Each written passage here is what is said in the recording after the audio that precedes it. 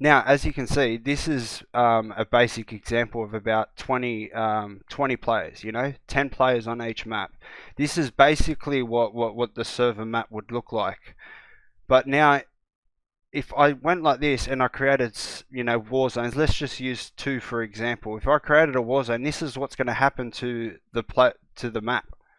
As you can see, we've got 70% of the players now focusing around one area on each map. 70, we've got 7, 7, 3, and 3. So there's 70% of the players focusing around this map. And this is what will happen if we actually create a Warzone system.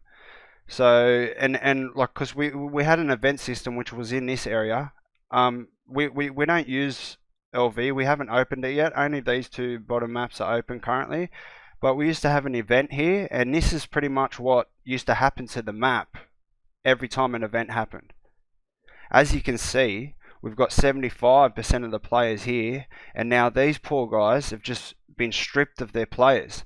These guys have gone basically from from this to this, just because an event was created.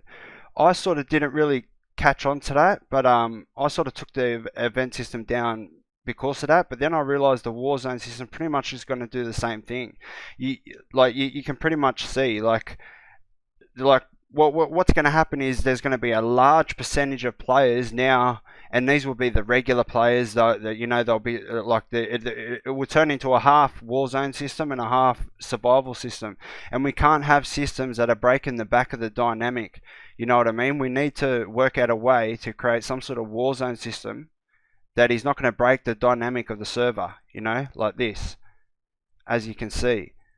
I was thinking maybe, these two players can team up, and if you get enough players in a certain area, then you can sort of create a war zone so they're dynamic and you can sort of create war zones. That's sort of the only way it would work, but I'd still have to think about it. But just so you could understand that's why we can't have war zones, because of that.